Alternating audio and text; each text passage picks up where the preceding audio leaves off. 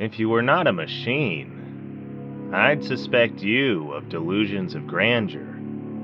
My grandeur is no delusion.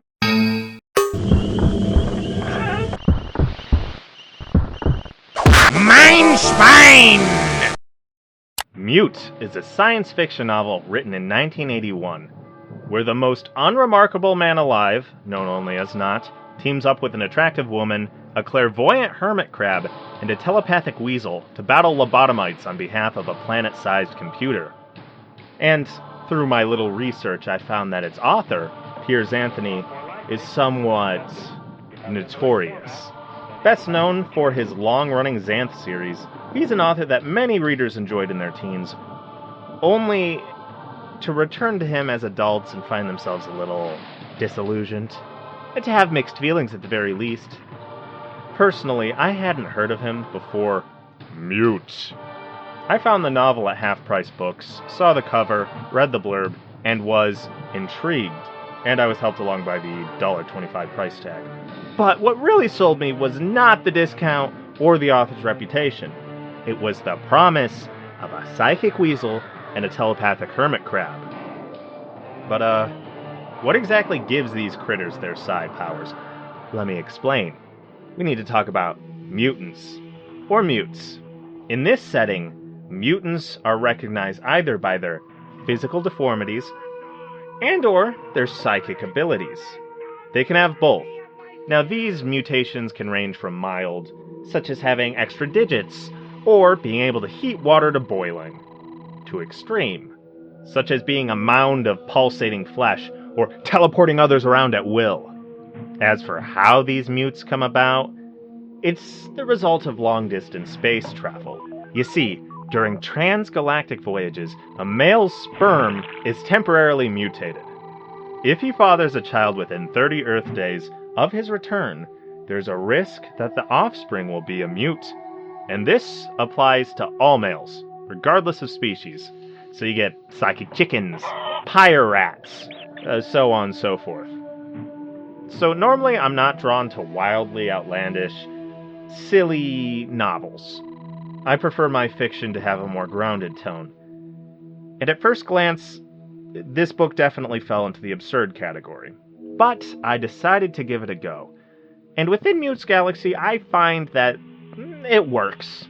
You know, the psychic hermit crab and weasel were more than just a gimmick. They actually became a highlight of the book. They're probably my favorite characters. And let's talk about them. The hermit crab, Mitt, has a major psi power, that of full clairvoyance. He can both see his surroundings and the future. But there is a downside. He's still a crab.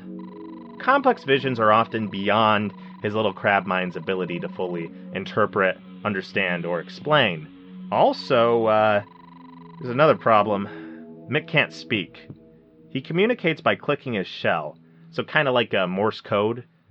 And without the weasel's help, Mitt's more or less limited to yes or no answers. The weasel is Hermione, because that's how Google says it's pronounced. Her major psi power is that of full telepathy, both sending and receiving thoughts, as well as spying on the surface thoughts of others. However, her intelligence is on loan. You see, she borrows it from whomever she's in mental contact with, reverting to her natural, still above average, weasel mind when out of range for some time. Hermione often acts as Mitt's translator, reading his thoughts and passing them along in more complex detail. And unfortunately for the reader, she also has a bad habit of encouraging Not's rakish behavior. Speaking of our main character, let's talk about Not. He's a double mute. Physically, he's asymmetrical, with his left half being smaller, missing a few digits, kinda half-baked. But psychically, he has an extraordinary ability. People forget him. This power is passive and always active. So that's to say, he cannot turn it off. Any memory of himself in others' minds will be more or less erased within an hour of their parting. As for his personality, I can't say that I like him much. He's a rake and a liar, He's also manipulative, stubborn, selfish, and has a knack for improv. Somehow the other characters still think he has a good heart. I just find that he's a rather average man with average wants, and that he's ruled more by his dick than his common sense. And you know what? That's not inherently bad.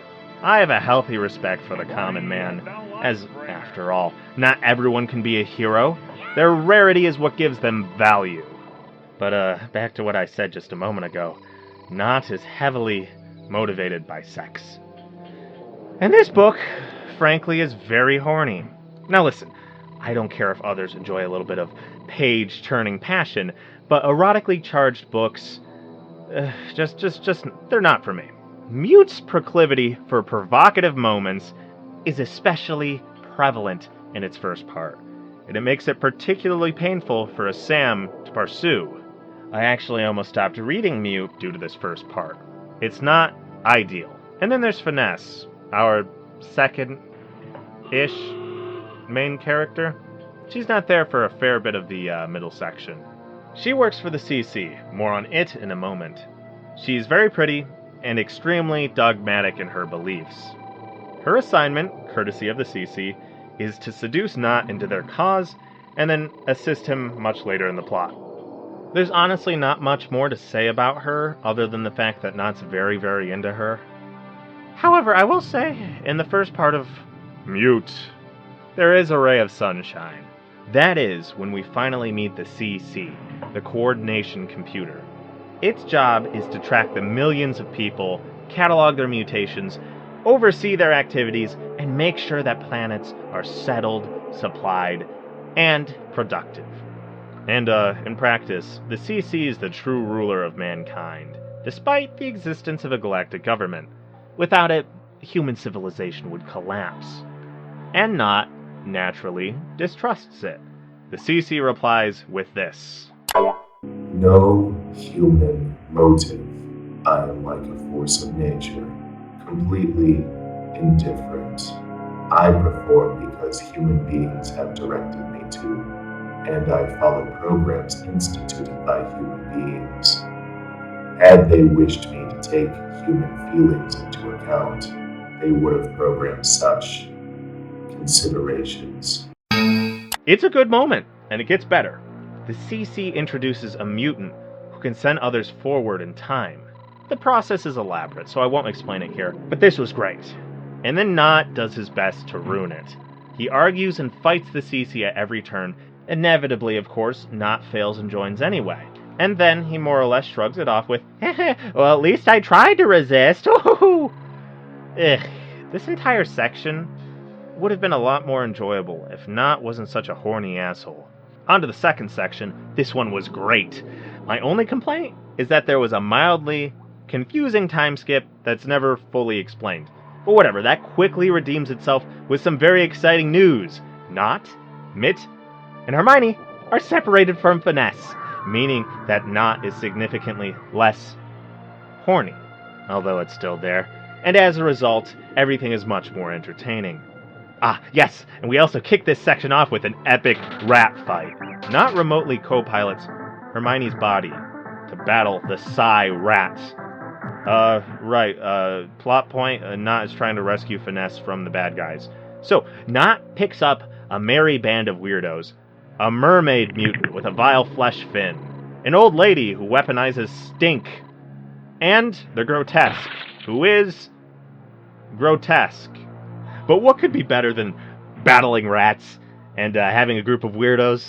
Well, Knot spends a solid chunk of this part completely naked, in company with his little crew.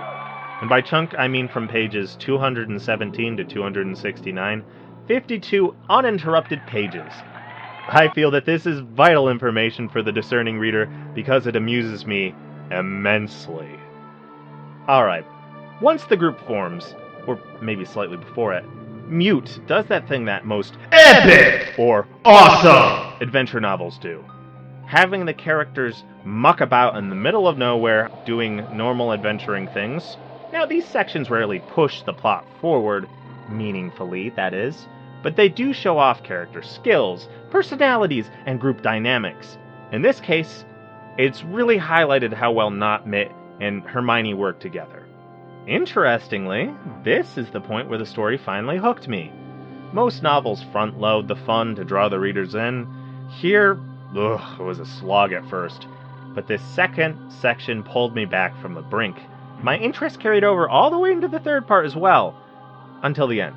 But to discuss that, we'll have to tread into spoiler territory, so be warned before continuing. The foes of the story, the Lobos, are lobotomized psi-mutants. The lobotomization process is surprisingly advanced. It only removes the psychic powers and the memory of the procedure, leaving their intelligence perfectly intact. This is mostly done by the government to punish psi criminals who abuse their abilities. And the Lobos themselves sometimes perform this procedure on psychics they capture, but most of their number are former criminals who lost their psi, including their leader, Piebald. The Lobos are a little unhinged, but also dedicated and frighteningly well organized. They've managed to avoid the CC's direct notice for a very long time, existing as only a vague, shadowy threat. But here's where we dip into spoiler territory. It's not so much the Lobos being the bad guys as the reason why they're so well organized. They're a salvation cult. Piebald's wife claims to be in contact with the disembodied essence of their lost psychic powers, which has supposedly coalesced into something resembling a supernatural being. Now, Piebald and some of his top lieutenants aren't entirely sold on this idea, but they do want to take over the CC to make things better. Despite being ruthless killers with little to no morality, the Piebald was going to kill a kid. No problem, no hesitation. You're talking about killing babies, like he wouldn't hesitate to do it. Regardless, though, they're all good citizens with honest intentions. By the end of the novel, Piebald actually manages to take control of the CC. And here's the moment, as Nott argues with him, where Piebald reveals his true intentions. A telekinetic who used his powers to kill a man by stopping his heart from pumping is a murderer who deserves punishment. I too abused my psi, and I had to be restrained. I too deserved retribution, but they should not have abolished my valuable psi talent. They should have instead abolished my criminal drive. They did it backwards, preserving the criminal while sacrificing the psi. Not startled, almost lost his leverage. Eliminate the criminal aspect of man, not the psi. So obvious. So, abolish the criminal drive, eh? Not the psi powers? How exactly is that accomplished? You know, actually I have some theories, but I'd rather not wade into that particular swamp. Instead, I want to wade into another one. Like many science fiction novels, Mute takes a stab at social commentary. So in Mute, the mutants, especially the physically altered ones, are second-class citizens. It's not official, but it's obvious in action. Psi-mutes, on the other hand, are feared for their powers. The book's core message boils down to, don't judge people by their appearance. Don't be bigoted. Nott uses that word a lot, and he likes to think himself free of prejudice, but like all humans, he still has them. Towards normals, non-mutated humans, he's rather harsh. He also gut reacts with disgust towards them and their words, and some of the more grotesque mutants he meets. He also initially scoffs at the idea of psi creatures governing themselves. Over time he warms to it, but it's not immediate. You see, that's important. We'll get to that in one moment. Because most of this book takes place on the planet Macho! Oh yeah. Nott doesn't think much of its people. I gather the author doesn't also. True to its name, Macho's culture is macho. They dislike their mutants and keep them segregated in a canyon under awful living conditions. The Machos scoff at the idea of giving rights to psi-bugs and psi-vermin, and Nott at first does the same, and then judges them harshly for thinking that. Well. The novel makes the point pretty clearly. The root was not in the mutancy, but in man's isolationist nature, in his excluding of elements that were different. Before there had been mutants, man had done similar things to other minorities. Yet, how could man's nature be changed? Without, by definition, eliminating man himself. It's a great observation. Humanity's tendency to exclude others isn't limited to appearance. It extends to excluding others based on beliefs, actions, or any other trait we can latch onto. And in Mute, that instinctive rejection is highlighted by the monstrous nature of the mutants. I don't know. I'm considering it from a different perspective. And in that perspective, too, that not of not, there's the matter of Psy. Listen, I don't blame anyone for being afraid of it. They, in my opinion, have good reason. Some Psy mutants can mind control people, set things ablaze, or disrupt the atoms in an object to cause it to explode. Listen, even if most Psy powers are weak or useless, the possibility of one individual with devastating abilities is enough to keep everyone on edge. How would you like to feel completely helpless against someone who can just stop your heart with a thought? Now, from a sociological standpoint, all of this, I think the normal's reactions make perfect sense. It's all a very human reaction. Now, the novel's message in all of this regard was a little heavy-handed and simple. If fair enough, I suppose. But, hey, it got me thinking about all this. I'm not sure if it made a lot of sense exactly. And the book's proposed solution, well, it's a little impractical here for us. But, you know, if it works in Mute, good for them. So, my final thoughts. Mute is a mass-market science fiction novel from the 80s. So your expectations should be tempered accordingly. Personally, I wouldn't recommend it. There's way better stuff out there. The first part was awful, horny to the point of being parasitic. Sex lingers over the entire plot, also coloring my perception. And the ending? It was pretty muted. Yeah, no, I'm living in a nightmare. Realistic, but a little underwhelming and unsatisfying. That said, the stretch from the second part into the third was pretty good. If only the whole book had been like that. I don't know, if you've read Mute yourself, maybe you can make a more convincing argument in the comments. But hey, who cares what I think? Let's see the real verdict.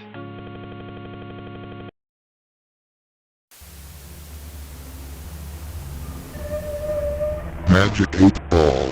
Do you recommend Mute by Piers Anthony?